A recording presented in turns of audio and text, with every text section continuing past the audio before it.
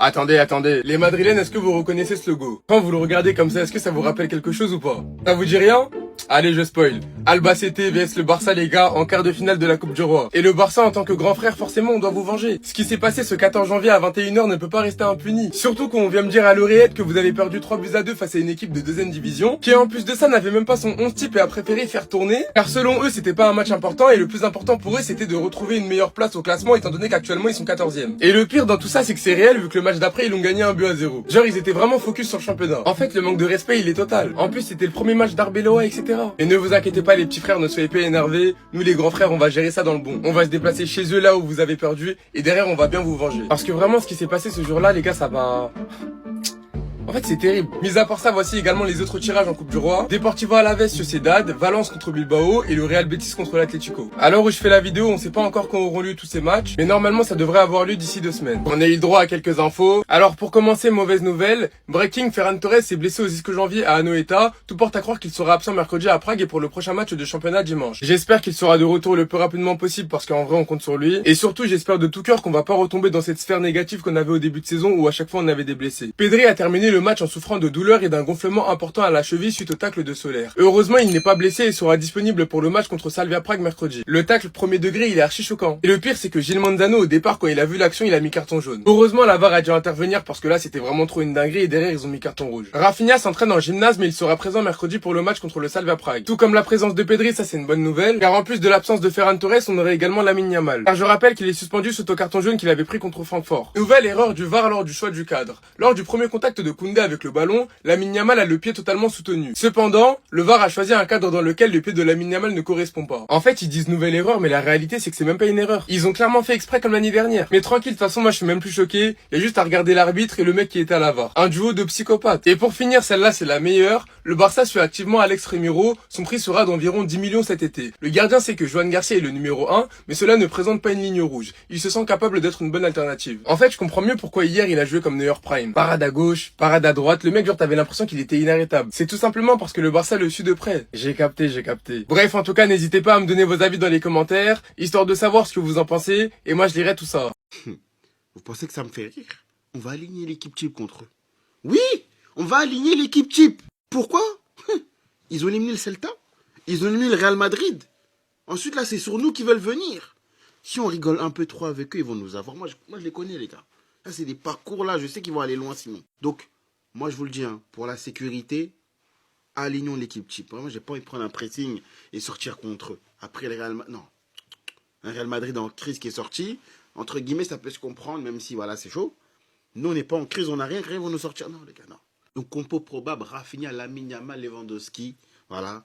Derrière, du Pedri de Jong, voilà, Dani Olmo, Fermin plus. Derrière, on va mettre tout le monde. Juan Garcia, on met tout le monde. Moi, je mets de l'importance à la Coupe du Roi. En fait, mon objectif cette année, c'est de faire le back-to-back en Espagne. Quelque chose qui ne s'est pas vu depuis des années. Vous imaginez qu'on rafle le tout. Mais en back-to-back, tu prends 2 fois la Coupe du Roi d'affilée, 2 fois la Super Coupe, 2 fois la Liga. Ce serait une dinguerie. Donc, toutes les compétitions sont à prendre au sérieux. Voilà. On récupère un joueur, on récupère le joueur le plus important. Rafinha est de retour à l'entraînement de groupe et ça les gars ça fait plaisir. Mais on en perd un autre. Ferran Torres manquera les 2 prochains matchs. Il a terminé la rencontre hier touché à la cuisse droite. Et Pedri, faut faire attention, il a terminé le match en souffrant de douleur et d'un gonflement important à la cheville suite au tacle de Soler. Heureusement il n'est pas blessé et sera disponible mercredi pour le match de LDC, mais faut encore attendre, faut voir. Parce qu'on sait jamais. Hier les gars, je vous dis juste, allez voir le tacle à vitesse réelle, c'est impressionnant. Moi je sais pas comment il est pas sorti sur blessure, c'était très impressionnant. Même Da Fonseca était choqué. Pourquoi on ressort avec de la casse, un Pedri avec la cheville gonflée et un Ferran Torres touché à l'ischio? Tout simplement parce que Manzano a laissé le match devenir sale, a laissé les joueurs faire des fautes sans être punis, sauf quand c'était vraiment trop violent et flagrant. En tout cas, on perd notre meilleur buteur, mais honnêtement, on a de quoi faire. Avec Robert Lewandowski, Rashford qui peut jouer là, Fermin et Olmo qui peuvent jouer faux neuf. On a de quoi faire, mais on perd quand même notre meilleur buteur cette saison. C'est quand même impressionnant les gars en 2026 de parler de Ferran Torres comme ça. C'est le meilleur buteur du Barça, c'est choquant. Après en vrai on affronte Prague et Oviedo, donc ça devrait le faire. Les gars, je pense qu'on y est enfin. Lamine Yamal est bel et bien de retour. Il nous avait expliqué en début de saison qu'il ne pouvait pas jouer en première partie de saison de la même manière en deuxième partie de saison, qu'il se considérait meilleur que la saison dernière. Hier, il sort avec une passe D, 11 dribbles réussis. Là où vous vous rendez pas compte où la stat est folle, 11 dribbles réussis, 7 occasions créées. Des chiffres jamais enregistrés en Europe depuis Neymar en 2017 contre Guingamp. Juste pour que vous réalisez. En termes d'impact dans le jeu, il a été pareil que face à l'Inter. Mais ce qui m'énerve, c'est que ces matchs-là sont jamais récompensés. Quand Yamal sort le costume, il est jamais récompensé. Les caviars, il en a envoyé un tas. Mais ils ont été ratés. Cette saison, il est déjà à 93 dribbles réussis, sachant que la saison dernière, c'était 161. Il a 10 buts, 11 passes D avec le Barça. Tu peux rajouter 3 passes avec l'Espagne. Et tous ceux qui regardent les matchs du Barça pour regarder Lamine en cachette, je pense bien, les gars, que dans les jours à venir, vous allez vous régaler. Parce que le petit est de retour. Là où vous allez commencer à respecter et comprendre que ce petit n'est pas comme les autres, c'est qu'il a commencé la saison avec une pubalgie. Qui d'autre a commencé la saison avec une pubalgie? Palmer, Mastantuono, Nico Williams. Et qui arrive quand même à performer? C'est Lamine Yamal. Malgré une blessure qui gêne clairement son jeu. Enfin bref, sur toutes les équipes qu'on pouvait affronter en Coupe du Roi, fallait qu'on tombe sur la même équipe qui a sorti Madrid en Coupe du Roi. Les 17e là de D2. Voici les quarts de finale de la Coupe du Roi. Albacete Barça, Alaves Sociedad, Valence Bilbao, Betis Atlético. J'espère qu'en demi on tombera contre la Sociedad et vous verrez par vous-même que si on joue comme hier et qu'on les affronte 10 fois, on gagne 9 fois. Hier c'est juste hallucinant ce qui s'est passé. Faut voir le résumé du match, les gars, c'est hallucinant. Comment tu cadres pas tes frappes, comment tu mets pas les buts, c'est hallucinant. Bref, un joueur d'Albacete a déclaré: presque personne ne voulait du Barça, mais c'est un prix énorme. Ce serait spectaculaire si nous les gagnions. Ce sera un match très difficile, le match contre Madrid l'était aussi, mais il venait de changer d'entraîneur. Vous imaginez comment, les gars, ce serait historique pour Albacete si en une campagne, D2, 17e, ils sortent le Real en 8e et le Barça en quart.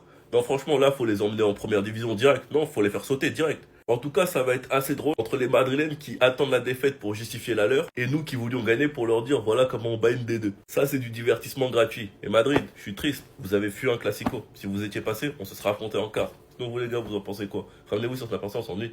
La prestation all-time que Lamine Yamal nous a sortie pendant que la télé elle était éteinte hier, c'était n'importe quoi. C'est juste comme on a perdu, personne ne va en parler. Mais ils ont dit que hier, Lamine Yamal, c'était presque celui de contre l'Inter en fait. 11 dribbles réussis, 7 occasions créées. Des chiffres jamais enregistrés en Europe depuis Neymar en 2017 contre Guingamp. Hier, tout simplement, tu avais l'impression qu'il n'y avait aucun défenseur qui pouvait prendre le ballon à Lamine Yamal. Et en fait, c'est dans ce genre de match-là que tu te dis que Lamine Yamal, il mériterait d'avoir une défense vraiment digne de ce nom. Parce que hier, c'est vraiment pas à cause de lui, la défaite. Ça lui a refusé un but parce qu'il était hors jeu de l'anus. Je vous le dis, il faut relativiser. Lorsque tu es supporter du FC Barcelone et que tout va mal, dis-toi que tu as Lamine Yamal pour au moins les 12 prochaines années, normal. Et qu'il y aura bien un moment où il va nous ramener cette putain de Ligue des Champions. C'était ce Jorginho du Brasil. Et dites-moi ce que vous pensez des stats de Yamal contre la Real Sociedad d'hier. Bao. Ça vient tout juste de tomber, les gars. C'est confirmé. Here we go. Ter Stegen sera prêté à Girona cette saison jusqu'à la fin de la saison, les gars. Comme vous pouvez voir, les gars, c'est confirmé par Fabrizio. Ça sera un prêt jusqu'à la fin de la saison. On sait que Ter Stegen, il a dit un accord avec Girona. Maintenant, il reste quelques papiers à signer entre Girona et le FC Barcelone. Normalement, c'est fait. Tout est réglé. Voilà. Et comme a dit Pep à Samuel Eto'o, vas-y, ça te fera du bien. Non, honnêtement, les gars, franchement, il était temps. Bon, même si c'est un prêt de 6 mois jusqu'à la fin de la saison, franchement, c'est mieux qu'il reste là sur le banc alors qu'il ne va pas jouer. Même les matchs de coupe, je pense qu'il ne va pas jouer. Il est passé 3e gardien au FC Barcelone. Il est passé de numéro 1 au 3e gardien. Voilà, à un moment donné, il était temps que tu quittes le club. J'espère que l'été prochain, tu vas quitter le Barça définitivement même. Voilà, ça y est. Merci pour ta saison 2019. Merci pour ta saison 2015. Mais c'est tout ce que je retiens de toi. 2 saisons seulement. Pour toi, ça fait 10 ans que tu es au club. Ça fait plus de 10 ans que tu es au club, frérot. Voilà. Bonne chance à toi. J'espère que tu vas réussir à te relancer à Girona. Ciao. Bon débarras. Tu perds un joueur et tout part en vrille. Les gars, c'est vraiment une dinguerie l'importance de Rafinha au Barça aujourd'hui en fait. C'est une dinguerie. On était sur 11 victoires d'affilée. 11 victoires d'affilée, ce qui n'était pas arrivé depuis 2015. Ce mec n'est pas là pour un match et on perd le match. C'est quand même une dinguerie, hein. Les gars, comment vous voulez prétendre à gagner une Ligue des Champions quand on est autosuffisant d'un seul mec? Ouais, les gars, je vous pose la question en vrai. Parce que les gars, au-delà de ses qualités de finition, au-delà de ses qualités d'attaquant, en fait, il manque des créations d'ouverture, des créations d'espace, en fait. Et surtout, il manque le mental. Dès que Rafinha n'est pas là, j'ai l'impression que notre équipe a zéro mental, en fait.